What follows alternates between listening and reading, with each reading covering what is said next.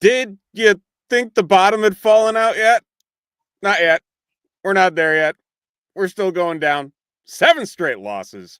The Bears now 4-9 after an abysmal showing out on the West Coast, losing to the San Francisco 49ers 38-13 in week 14 of Levi's Stadium. I'm Steven Johnson. He's Zack Pearson.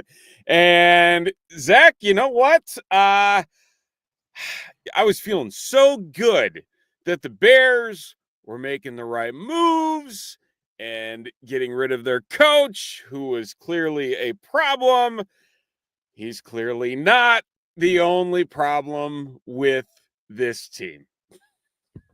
Yeah, man, a lot. It was just, I don't know, man. I don't know why I feel so shocked.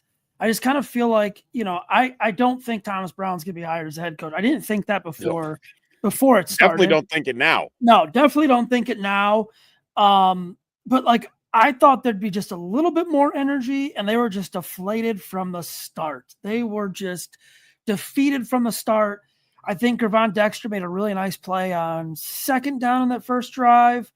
And then just like that, it was big play after big play, 5 plays, 70 yards, easy touchdown for the 49ers. And really the Bears, they got a couple touchdowns in the second half, but it was never close. And, Matt Eberflus was definitely a problem. He's problem 1A, but there are a lot of problems with this team. And I think this game showed it and exposed a lot of things wrong with this team and franchise.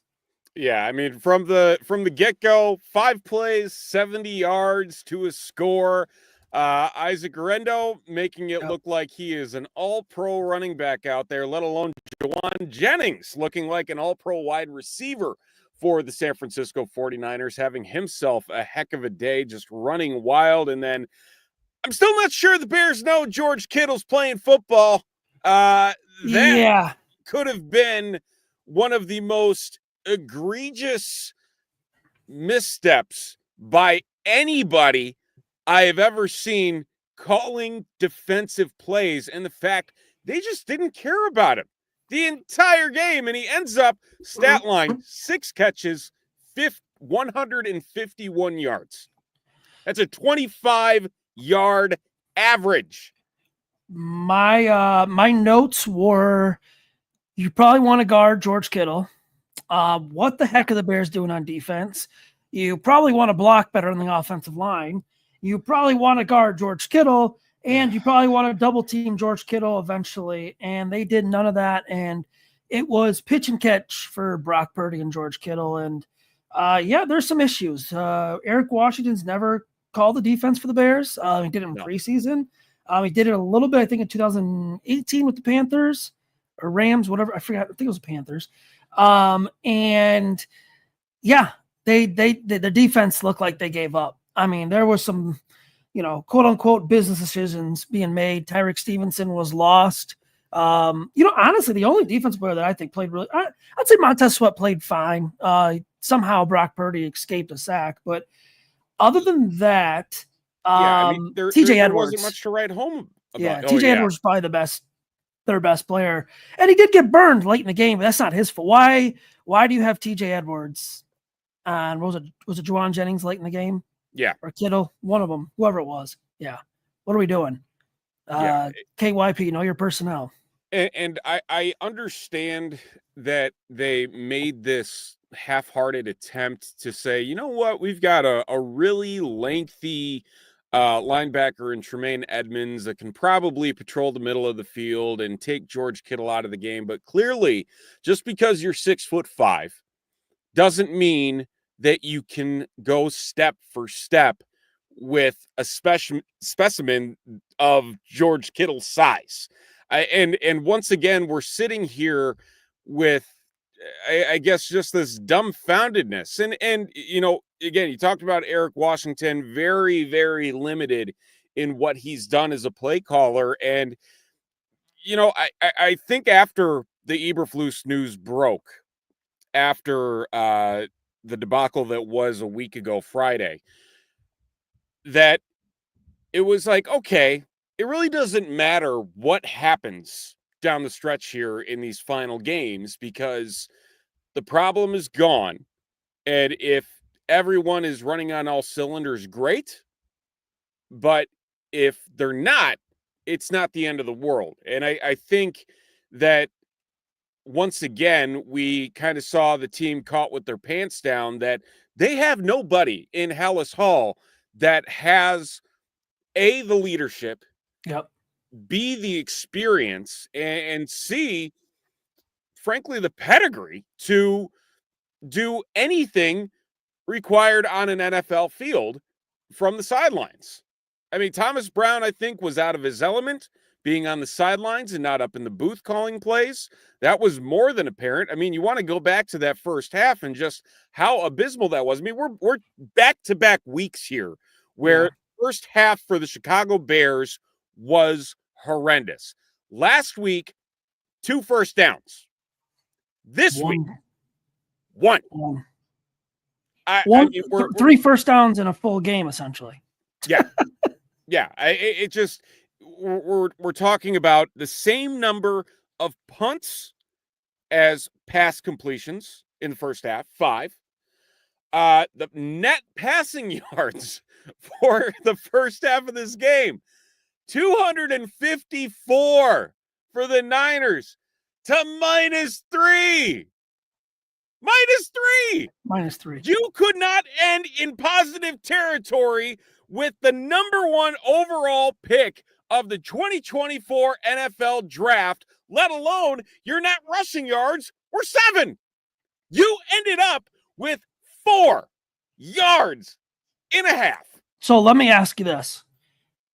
I get it, Thomas Brown. I think, there were concerns that when he took over as interim head coach, his best work, the Bears' best offensive work was when he was in the box upstairs and he was the offensive coordinator. He was directly it was more hands-on with Caleb.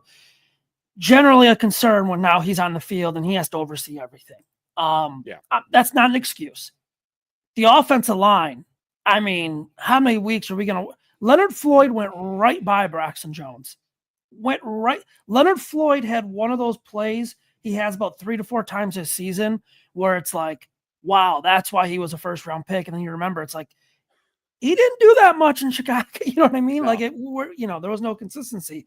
They might need 4 new offensive linemen, and I can't decide whether they need a right tackle or a center is the 4th. I mean, I don't think they're going to give up on Darnell Wright. I think he's played a lot better lately, but I mean, they're just getting their butts whooped in the trenches every single week. And this is no Joey Bosa, this or Nick Bosa. I'm sorry. This is not a full healthy San Francisco 49ers team. No, like this, they're getting whooped.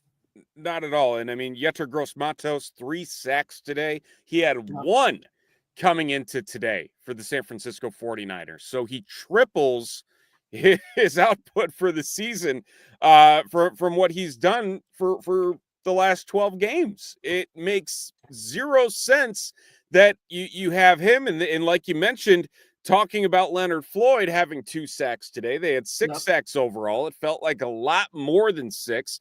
Yes, there were several times where Caleb probably held on to the ball a little bit longer than he should have. All things considered, not a great game from Caleb. The fumble as well, just not being able to hold on to the ball.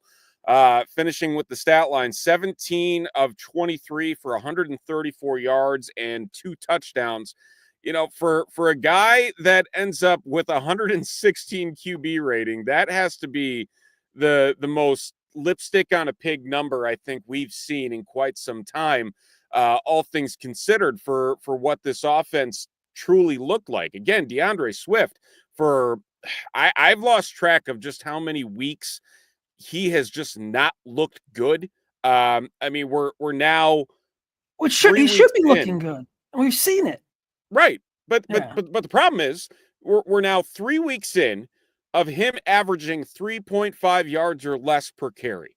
He averaged 2.3 against Minnesota, 3.5 against Detroit, now 2.7 today. Not once has he eclipsed 40 rushing yards. Not once in these last 3 weeks. And so it's ultimately a game where you talk about the offensive line. Truly, it's probably everybody but Darnell Wright that needs to be replaced, because they're not going to move on from Darnell Wright. And you have the both guards, again, for as much as you want to say Tevin Jenkins is good when he's healthy, that's the if pattern with him, because you can't rely on him, especially now for 17 games, let alone 16, when it was before. And so here we are with what is clearly looking, and you could even make the argument that top 10 is being very conservative with a pick, that it very clearly could be a top 5 selection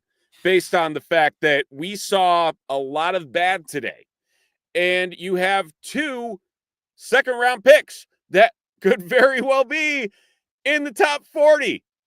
I mean, it needs to be a situation where no one's going to tell you did really poorly in the draft if you literally take 3 of those 4 offensive linemen with those 3 picks. I mean, you have to. They are now 9th. They're picking 9th, depending on what the Bengals do tomorrow night. The Bengals also have 4 wins. If they win, the Bears will be 9th. If they lose, I think the Bears will be back up to 10. The Bears are only 2 games back of a top 2 pick. That is crazy. And they are 1 game back from being seated between 3rd and 8th in the draft order.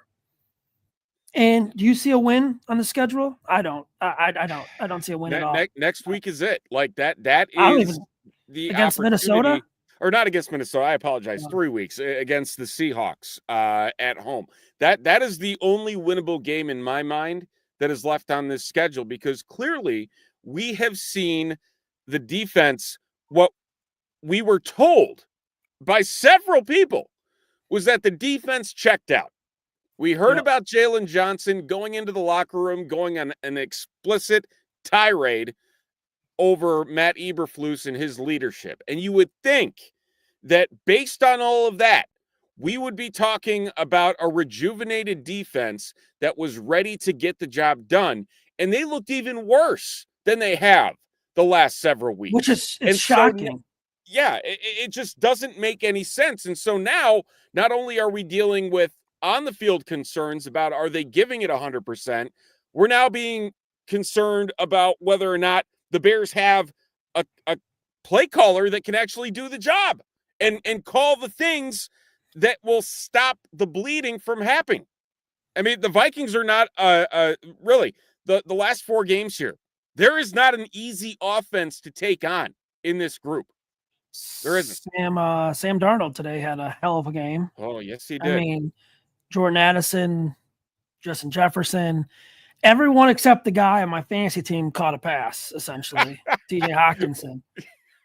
Oh, well, that's they another didn't need story. him. I mean, no. Well, quickly, I don't want to get too much on this, but quickly, I told my buddy, I said, Sam Darnold's dead accurate on to Justin Jefferson and Jordan Addison. He gets TJ Hawkinson in the end zone. He throws a 15 yards into the stands. Or 15 rows in the stands. I'm like, what's going on? But no, I mean, dude, do they beat Green Bay's backups? If Green Bay's probably going to have nothing to play for, right? Like, right. Detroit's probably going to wrap this up. If Minnesota beats Green Bay, they would have lost the tiebreaker to both of them. I mean, Green Bay is a tip field goal from being winless in the division too. How crazy is that? It very, very much so. It is crazy, but at the same time, I look at this Green Bay team, and they're much better. We're sitting here talking about a backup quarterback in Malik Willis, who Matt LaFleur has turned into a very competent NFL player. Yeah, who looked like an inaccurate mess in Tennessee. All of a sudden, looks like he can take care of the ball and win games. And frankly, he's what kept the Packers apart. Love was out the beginning of the season. Yep. Like, Willis kept them going. Could you imagine Kevin O'Connell, Ben Johnson? Well, maybe we could get Ben Johnson, but Matt LaFleur, Kevin O'Connell, Ben Johnson with Caleb Williams. We'd be talking about Caleb Williams as an MVP candidate. You know what I mean? I mean, yeah, it's hypothetical, but look what they're doing. Like, this is the Bear. I go back to this, man. The Bears screwed everything up when they retained Matt Eberflus in the offseason. And whether you want to believe the report of Dan McNeil with Jim Harbaugh, still, it is still unexcusable for Ryan Poles to say, well, he's the head coach of Michigan. And then, boom, there he goes off to Los Angeles. I don't know, man. That we're going to look back, and that's going to be the moment where, like, wow, things got screwed up because they hired Shane Waldron. They sat in a room, gave Shane Waldron 2 interviews, and somehow hired that man. Can we talk about that for a second? The last question of the Ryan Poles. Oh, man. The 10-second pause. The 10-second pause asking about what went wrong with Shane Waldron. I am at this point convinced that I think the Bears need to take a serious look at whether or not it's worth ripping all the way down, including Ryan Poles. And I just am doing it glad correct the first time and getting everything from top to bottom going. And I don't know what specifically. I mean, I feel like if it's going to happen, it needs to happen in probably the next 2 weeks. I don't think that there's another waiting period because, again, all we need is another, let's have George just call one of his buddies that's been out of the league for 20 years and restart things here. But to just do things correctly. And I don't know if Kevin Warren is starting to feel that way as well, but I can't imagine that there's a lot of people happy, let alone with how today went, how the end of that press conference went, and the fact that for a guy that the media loves to tout as this, great guy that is transparent and, he's not hiding in a hallway like his predecessor did or anything like that, that maybe this is the time. I am glad you brought that up because I have defended Ryan Poles. I've thought you should get a fair shot. I thought he should have got a head coach. Today, man, that's just a black mark. That is an absolute, that is bad. That's a red check. You cannot, this is your talent. This is the roster you constructed. You tried to trade for a guy 3 times in Ryan Bates. You gave up a pick for him, hasn't been able to stay healthy. Yeah. You stuck with Braxton Jones. Coleman Shelton's been a serviceable center. He's not your center that's going to get you to a Super Bowl or help you get to a Super Bowl. You're going to have to change centers again for Caleb Williams. The whole Shane Waldron thing, it's embarrassing, man. I think Kevin Warren and the McCaskies have to at least take a look. I know they said Ryan Poles will be the lead man in this. I think you got to take a look because I think they're going to get embarrassed next week. I think they're going to get embarrassed against the Lions at home. They got the Titans or the Seahawks, and they got the Packers. 4 games. They're going to go 4 and what? They'll be 4-13. Yeah. After starting 4-2. Yep. And you look at the teams that have the longest losing streaks in the NFL right now. Who is it? It's the Las Vegas Raiders, and who have lost 9 straight. The New York Giants, who have lost 8 straight. Should have won today. Or at least had a chance at it. Well, that's a hell of a win for them, though. That's a hell of a win for them. And the Chicago Bears, who have lost 7 straight. The teams after that, the Jets at 4 and the Atlanta Falcons at 4. It's bad. Yeah. I don't know, man. You have to have that conversation about Ryan Poles. And like I said, I was on board with keeping him. I have completely flipped. You have to at least have the conversation. But here's the thing. Do you go down the road of letting him pick his head coach, giving him that shot to pick a head coach and get it right, which in that point, he's going to be here for at least 2 to 3 years, unless there's a Nathaniel Hackett type situation where it's just a total train wreck from the start, or are you going to fire him, have to find a new GM, then have to find a coach? I don't know, man. I think they're going to keep him still, but I just, you have to have the conversation because the trenches, they are getting absolute, and losing Andrew Billings, as someone pointed out in the chat, losing Andrew Billings hurt this defense, hurt the run defense. It hurt the run defense. You're playing with Byron Cowher. You're playing with guys that, they're fringe 53 guys. Jaquan Brisker, they don't have that guy that can come up and make that tackle. You're watching these DBs, and I think Kyler Gordon's a hell of a player. I think Jalen Johnson's a hell of a player.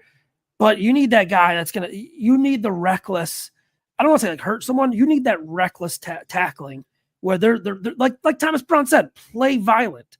They didn't play violent today. No, not at all. Jaquan Brisker plays violent. Could say makes a mistake. He plays violent. That's what you need. You need that old school. I'm not trying to sound like a meatball, but you need that. You need that guy. Right. Yeah, I don't know. Let's see this. You see this? Okay. Do you guys have no doubts about Caleb? He can still throw downfield. He still can't throw downfield basically at all and take sacks. He probably shouldn't. Even someone like May has been boosting the talent in New England. I think Caleb's been the least of their problems. I think he's fine. I don't see any issues except for does take a couple sacks. But here's a good example. There was a play in the second half. He rolled out to the left. It was like he had 2 or 3 scrambles and 5 plays. Remember that drive when he hit Dunze for the touchdown, the second touchdown? Yeah. He had a couple scrambles. He had Cole Kmet going wide open across the middle. And I said, typically I'd love for Caleb just to kind of rip that ball in there. Cole Kmet has struggled drops. So I wonder if it's in Caleb's head now. I can pick up the yards. He did I think there was probably 2 sacks around him today, but there were a couple, man, he had no chance at all. No. And I do think he'll get better at taking the sacks. He'll get better at the deep ball accuracy. At the same time, though, look at Brock Purdy's deep ball. It's good, but he's got there was no one 10 yards within Kittle, Jennings, name it. There's no one 10 yards within those guys. And it's not just that, but again, we're not seeing, the full accuracy issue be there. Again, for as much, and I referred to it as lipstick on a pig earlier, that the pass taking care of the ball. Yes, there's probably a couple other plays today that could have been interceptions, maybe could have been a turnover, but we also saw drops. We saw 2 significant drops, one from DJ Moore hitting him right between the numbers on what would have been a first down, the Cole Kmet 2-point conversion to keep the momentum going there. Once again, we're seeing not just Caleb have the concerns with what is happening on the field. I don't think there's a lot of blame to be put at the foot of, again, a rookie quarterback. And I think with what the situation has been that he's, stepped up into, the Bears have never had this before. Number 1 overall pick coming in, and, sky was the limit with him. I think that their expectations were, frankly, too high. All things considered, there is going to be that learning curve, and we have seen that progress with him over the last few weeks. We saw him not just completely fold up today. 4 net offensive yards in the first half, but then he engineers a drive straight out of the gate in the second half, a great touchdown to Odunze, and Odunze finally, I wish Odunze would get more involved than he has been getting involved, because that dude can play. Plain and simple, he can play. And I think that there needs to be more emphasis put on getting him involved. What was his stat line today? It wasn't too bad. Okay, 4 catches, 42 yards, and 2 touchdowns. Yeah, long of 17. He needs more than 5 targets, plain and simple. Let him go up and get the ball. Let him use his frame to go up and get the ball, because I think right now, just based on the, comfortability factor, I think Caleb's really honing in on DJ Moore, on Keenan Allen to pick up those chain moving catches, and not necessarily incorporating more of what's going on talent-wise. And I think Rome we're going to see take a significant year 2 step. I mean, he's still having a pretty darn good season this year. He's got 543 yards, and that was before today. So he's just a shade under 600 and 3 touchdowns. So he doubled his total today, or tripled his total, whatever you want to look at it. But he had twice as much as he's had all season. So I'm not concerned about Caleb. If he was turning the ball over, if he was looking lost at all times, he's showing that he gives a damn out there, plain and simple. And I think that, again, going back to Ryan Poles, he failed him. Yes. To the point where he cannot get him the protection that he needs. That does not exist on this roster right now. If Matt Eberflus was halfway decent at in-game decisions, the narrative around Caleb Williams would be so much different. They would beat the Commanders. They would have beat the Commanders. He led them essentially on 2 game-winning drives in that same game. They fumbled the snap, credited to him, but it shouldn't be on him. You take away that fumble, that was his first turnover since the Jacksonville game. Bye-bye. I mean, floater interception. Yeah. And he played really well after that. They beat the Packers. They don't have the tip field goal. There's a narrative right there. They make the adjustment against the Vikings. He leads you right down. I mean, it's the Lions. If Matt Eberflus had any sort of in-game coaching skill, I mean, the narrative would be so much different on Caleb Williams. It comes with the territory, though. You're the number 1 overall pick. The hard knocks, the talent the Bears brought in, they should be better than this. These slow starts are killing them, man. It's just absolutely killing them. The culture needs to be reworked. And I tell you this all the time, man. Poorly run franchises stay poorly run. Like, this is what you get when franchises make the same mistakes over and over and over and over again. And I'm going to my 4th head coaching introduction press conference since like 2016, which is insane to me. Like, this should not be happening again. And chances are history shows it's going to happen in 4 more years. You know what I mean? Like, they got to break that trend. But Caleb Williams is the least of my worries right now. I still think, he's going to be one of the better quarterbacks, if not the best quarterback in this class. Like, Jane Daniels has played well. He's also had some games. And don't pay attention to the Pro Bowl voting. Like, look at Carson Steele. He's like 3rd in rookie Pro Bowl voting. He's at 142 rushing yards. Don't pay attention to the Pepsi Rookie of the Year award. Denver fans, Washington fans, nothing against Bo Nix, but dude, these are all fan vote things. You know what I mean? Like, like I said, the narrative would be totally different if Matt Eberflus would have been a decent in-game head coach at this point. But it is what it is, Right. I mean, he was a good defensive coordinator, as clearly understood by the play calling, which I think all Bears fans clearly understand now, following the end of today's game. But it just, I truly don't know when enough is going to be enough, at least for me as a fan, to say, okay, they're on the right track to get this whole situation under control. I mean, the more I think about it, it just, I don't know. And again, the Bears have a lot of cap room again this year, a lot. There should be no excuses not to fix the biggest needs on this roster. Right. And not even that, but you look at what the free agency list is for this upcoming season. There will be opportunities for this team to potentially plug these holes relatively quick. Yeah. I mean, you go after Ronnie Staley with the Ravens. He's up there as a guy you can go and grab the guard with Kansas City, Trey Smith. So, I mean, he's a top 10 guard in the league. I mean, you can go after these guys. Garrett Bowles in Denver. I mean, he's been pretty darn good at left tackle. You need a left tackle. Go and get him.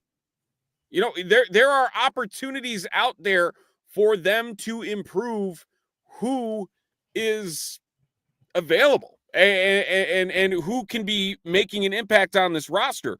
And I fear that they're going to continuously play this value game, which honestly they've been doing under Ryan Poles too, where it's like, we're not going to go out and put all our eggs in one basket. You rewind back to the Roquan Smith situation where it's like, you can have Roquan Smith or you can have TJ Edwards and you can have Tremaine Edmonds and you can have this and you can have that. And it's like, sometimes you need those guys. There's a reason why those guys exist, and this team needs them.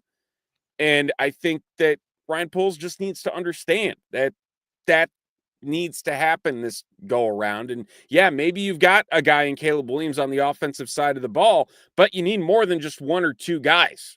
You need like 5 or 6 to stand up and say something and back up the talk. Not guys like Kevin Byard, good guy. He's clearly on the back end of his career, is clearly missing his step here and there. And then you have Mercedes Lewis. I don't care about Mercedes Lewis. I don't want to hear about him. It was fine the first time. I just want people who can talk the talk and walk the walk. That's it. It will take accountability, man. How much times do we hear, the coaches, man, the coach and all this stuff, and the players, there's no accountability. Like, someone say, we suck. We played like ass today. We were awful. Like, I'm trying to look at Twitter. I haven't seen any of that yet. I don't know if they should be in the locker room by now, but they should. Someone, like, seriously, someone step up and say, like, take accountability. They gave up, man. They made some business decisions. They gave up. It's okay. Here's one, DJ Moore. I don't know what's not clicking, but we need to get it going on slow starts. Well, yeah, you got to get going, 4 weeks ago.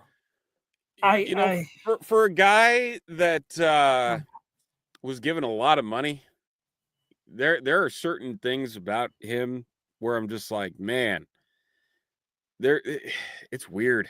It's really, really weird. Well, the way that he just carries himself. Do you think and I'm not saying like this is an excuse, do you think the zip, the fastball from Caleb is a little different to catch than something like Justin, or you know what I mean? That's something that maybe these receivers haven't seen. Take some time. But even then, like, this is enough time to get used to it. But I look at the zip on that pass he threw to Keenan Allen. It should have been picked. Without that zip, it's picked. Then the next, couple plays, next play later, DJ Moore drops a pass that hits him right in the chest. But that's why they have him, though. And it's like, I agree, 100%. You've had this time to understand the kind of quarterback that Caleb Williams is, and everybody on that team should know what he's capable of doing, which means they shouldn't give up, and they should be expecting what's coming. And it doesn't seem like they even know right now. It makes you wonder, like, where have you been? That's what I want to ask some of these guys. And why aren't you putting your full head in the game? You get paid. You get paid. You get paid a lot of money. I'm sure, dude, I'm sure it's frustrating for the players too. But still, someone take some accountability. Someone figure it out. Let's it sucks because we're looking at Tankathon, man. We're 4 weeks away from the offseason. We have to watch 3 of the teams in our division play in the playoffs. Like, it's crazy. All 3 teams have 10 wins? Something like that, or no, Green Bay doesn't have 9. 9. They're probably going to get 10 wins. Get 10. They play next week. They play Seahawks. Yeah, they still got the Bears. So there you go. There's your 10th win. It's just, this should not be like this. And today's game, man, it was disappointing. It was deflating. It was, I thought they were going to come out. I picked them to win. I picked them in a pool I'm in. I thought +4. I'm like, they could keep it close, right? I was totally wrong. Look at the staff predictions. It's like, I said they're going to get a little bit of a boost from Thomas Brown. I think his defense is going to play well enough to keep him in the game. That was out the window in the first half, 24-0. And I said, oh boy, I'm in trouble. Like, never picking them this year again. Never, ever picking them to win a game this year again because it's bad. But they're in a bad spot again, man. Like you said, they do have the money, they have the draft, but you should not be picking 10 in the top 10. No. Bottom line. No, not at all. And the only quote I'm really seeing from this post game right now is Thomas Brown saying, "We got our butts kicked." Okay, tell us something else. What else? Yeah, The sky's blue. We know. Yeah, give us Yeah. something. I mean, clearly, oh man, that, I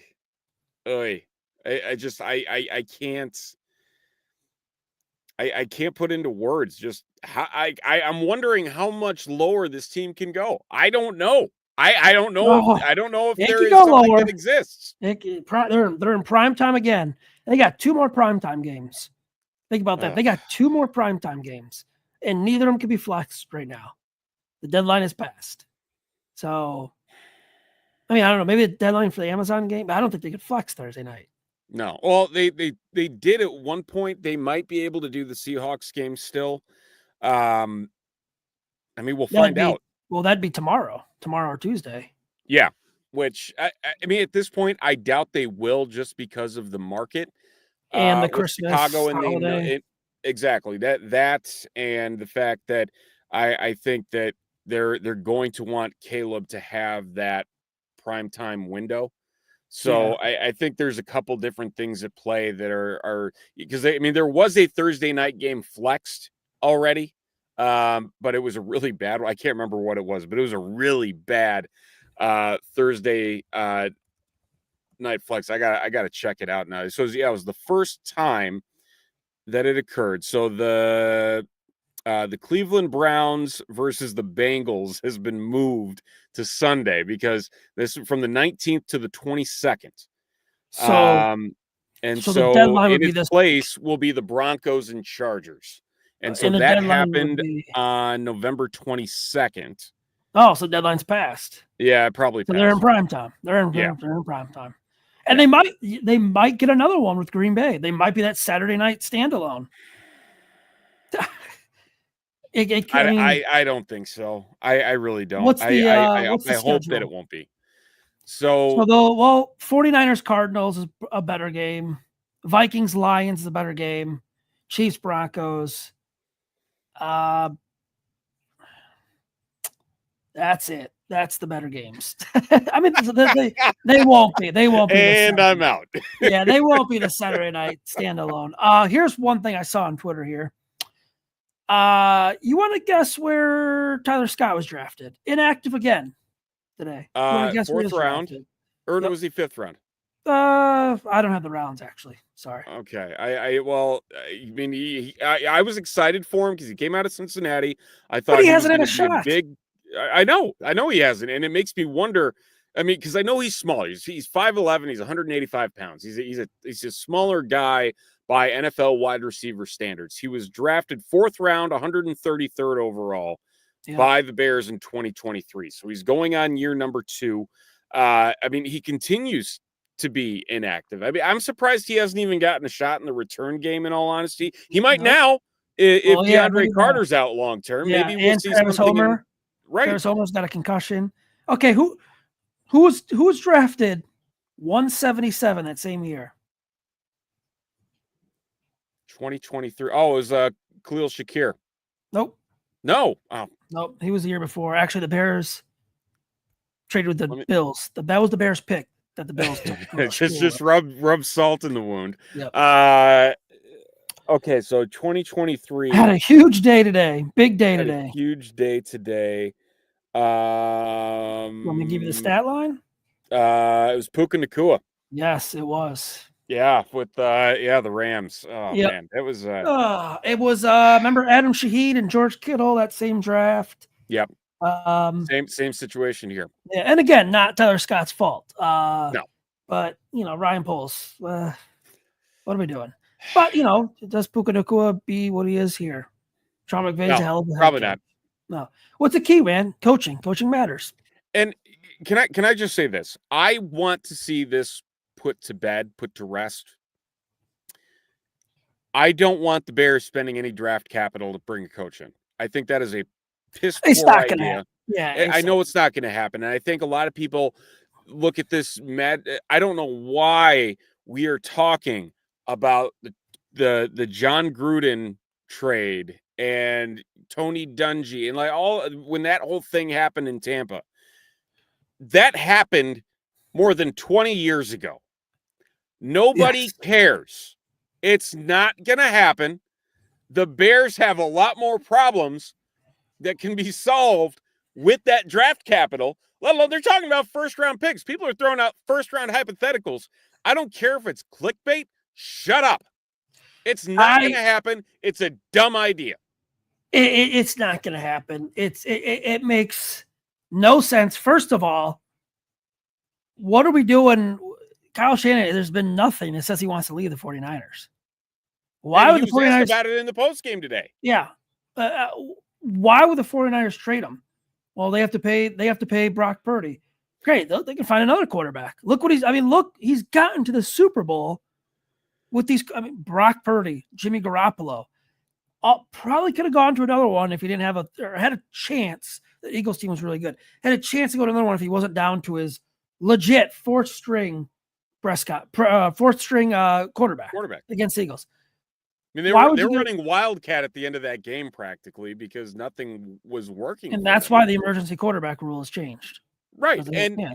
And so, not even that, but then people, Sean McVay. And it's like, no, the Rams are good. We saw that today and what they did to the Bills.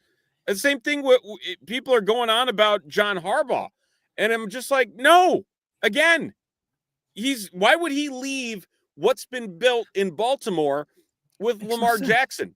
Also, spoiler, 2 of those coaches are in your conference. That too.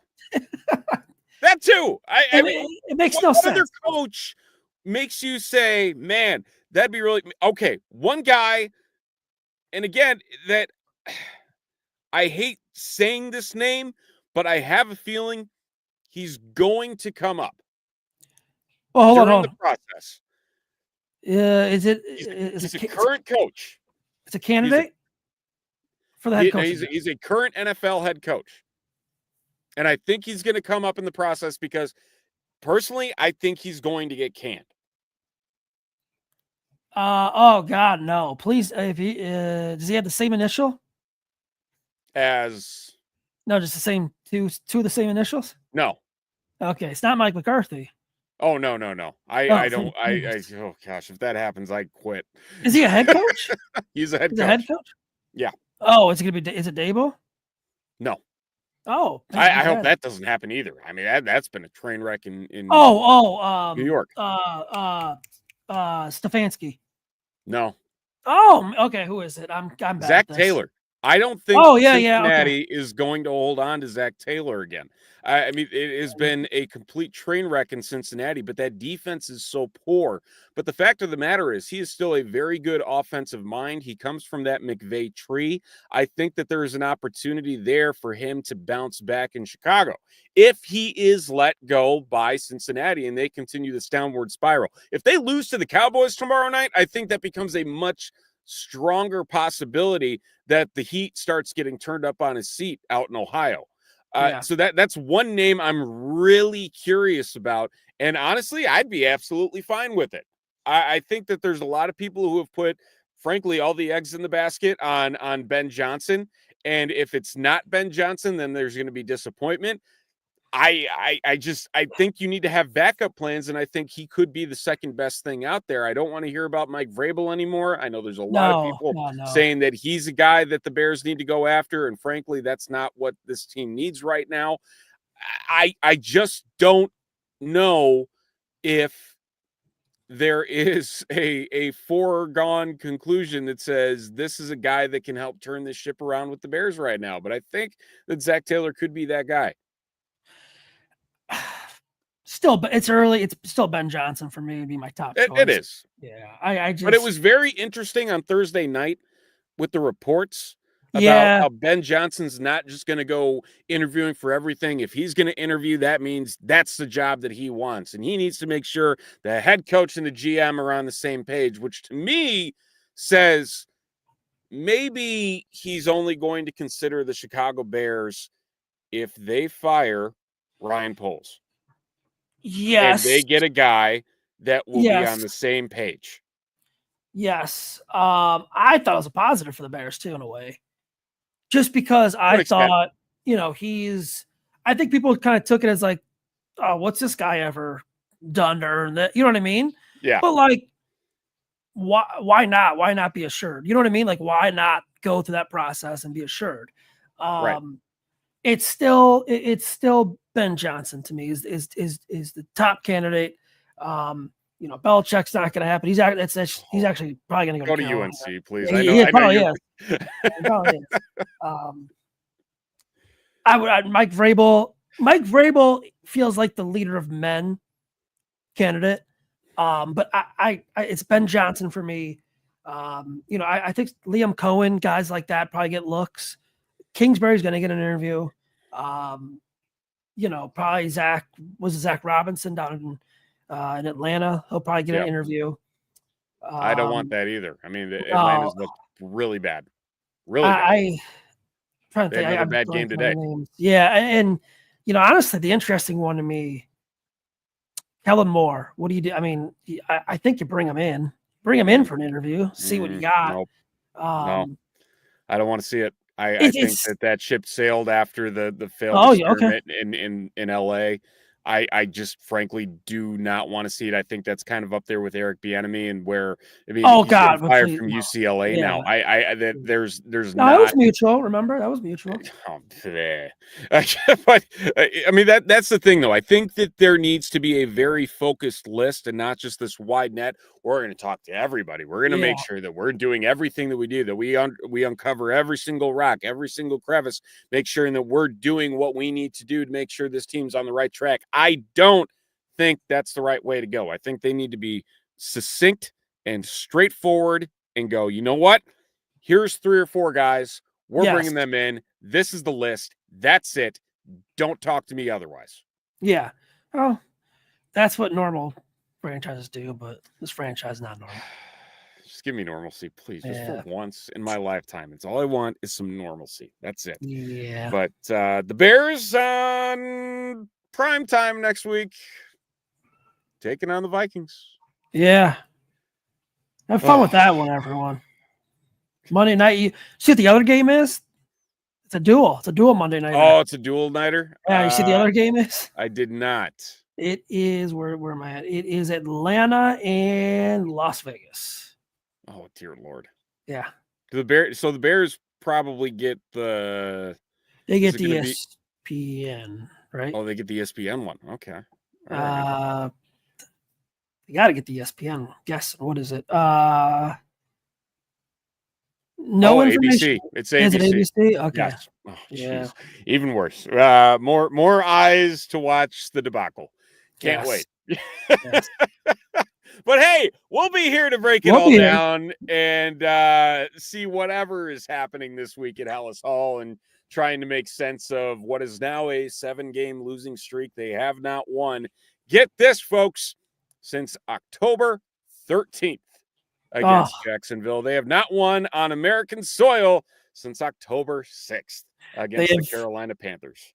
Not won a road Sunday game in the last 20 tries. 2021 December against the Seattle Seahawks. Demir Bird with the catch, 2-point conversion, touchdown, whatever one it was. Jimmy Graham with the catch, the touchdown. I think Demir Bird of the sick 2-point conversion. You know who the quarterback was that day before we sign off?